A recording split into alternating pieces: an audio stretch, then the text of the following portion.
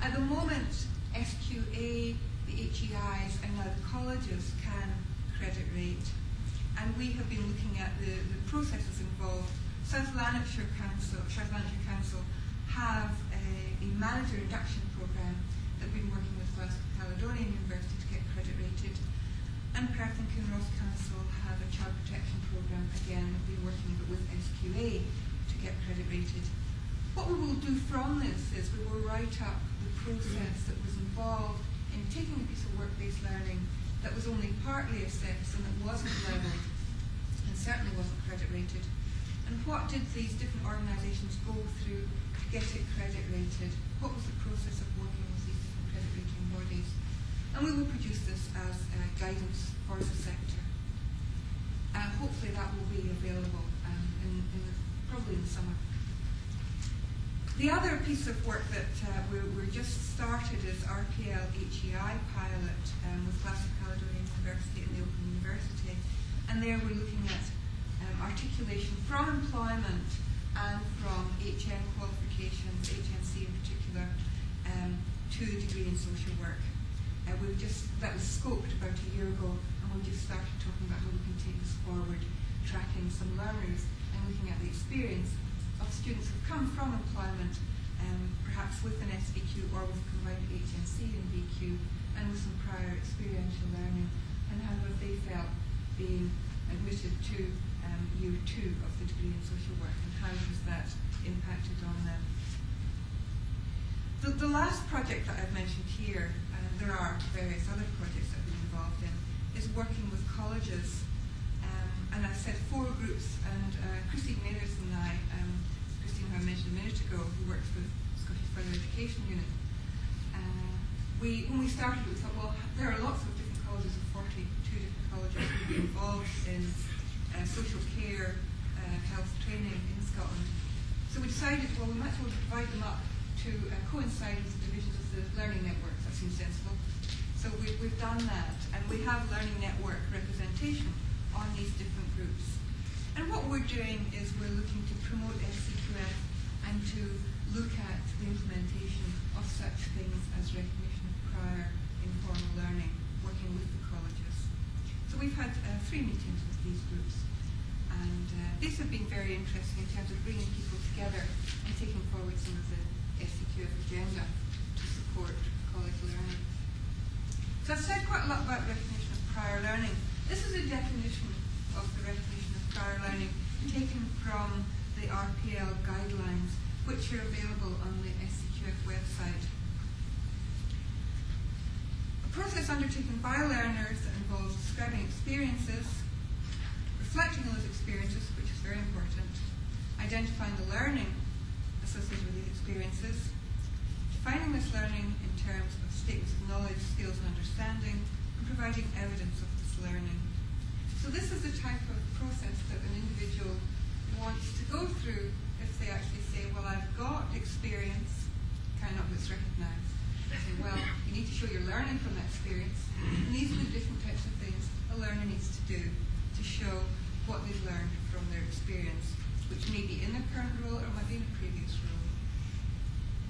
The role of the learning provider is to provide effective support to the learner in this process and to manage the recognition in a clear and consistent manner.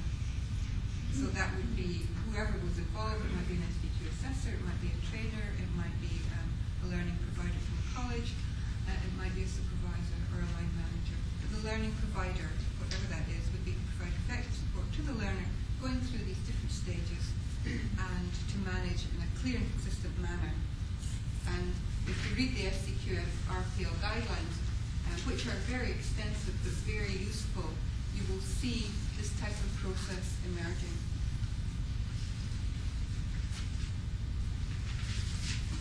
RPL on the SCQF guidelines is in 2 forms, and we use the term RPL now, recognition of prior learning, rather than accreditation of prior learning, because of the inclusion of this formative stage. So there's 2 stages. One is the formative stage and one is the one for credit, the summative stage. For formative recognition, and it can be used for personal career development, it can be used for planning, career planning, it can be used for various other things. to do with staff selection, supervision and so on. But these are the types of things that can be used for confidence building, identifying individual learning pathways or personal professional development plans. So again, we can think of what learning can be gained from prior experience or from the current experience that can indicate where people want to go.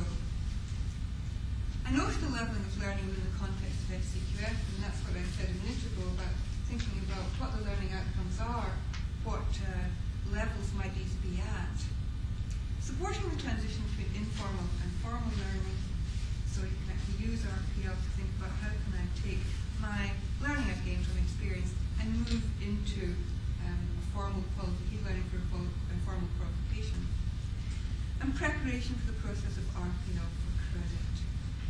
Confidence building we found to be very important in terms of one of the main outcomes of the RPL project that we've been involved in. The second stage would be RPL for credit or summative recognition. And this is the one that we're more familiar with when we think about APEL, accreditation of prior experiential learning. And that's assessing prior informal learning which is recognised for academic or vocational purposes. And RPL can enable a learner to either gain entry to a programme of formal learning or gain credit within a programme. So you can actually use your prior informal learning with a learning provider such as a college or a university to actually give you access to the programme or to give you advanced entry, to actually use your learning, the learning from your experience for that. Our pilot, which I'm going to say a little bit about, but we'll follow through in the workshops. Those of you who are coming to the workshop, you'll be actually able to see some of the materials with you, some of the materials we've developed. But these are the two aims of the RPL SDQ social services pilot that we've been involved in. A, to develop a process of formative recognition to engage social services workers who lack confidence, stroke are reluctant to undertake formal learning. We're working with, right at the beginning, I've listed the organisations that we've been involved in, but Crossreach and ORCAP were involved right from the very start, and right at the outset we developed these as aims that we needed to work towards, because we were looking at a lot of learners in these organisations who needed to get SCQ3 in particular, but some too for registration of Social Services Council. And a lot of people lacked confidence to engage in the SCQs. So we thought, well, the RPL pilot would be very useful to enable people to do this. And indeed it has been. One of the key outcomes we found from the pilot is it has enabled people to be confident in their abilities. And to accelerate and streamline the process of RPL for credit towards SVQ. Again, right from the beginning, and I was working with Pat Sinclair and working at Crossreach at this point, and we looked at the induction programme that people went through. They went through a huge induction programme, great induction programme, but sometimes there was a gap between someone finishing the induction programme and engaging in SDQ. So we thought, well, how can we streamline this process? How can we streamline the learning that people go through so that we capitalise, that we use the learning and it can engage them in the learning towards SDQ. So that was the other aim of the pilot.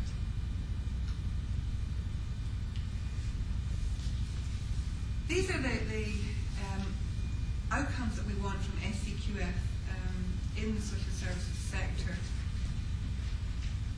Open, transparent and useful frameworks for learning and development, which was said right at the beginning is one of the general outcomes that we want from the SCQF and social services.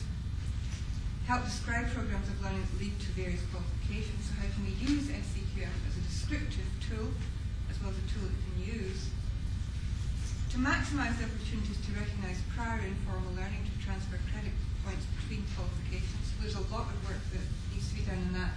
The RPL SCQ pilot is only part of that. To enable employers, learners and the public in general to understand the full range of Scottish qualifications, how they relate to each other, and empower learners to make decisions about careers choices.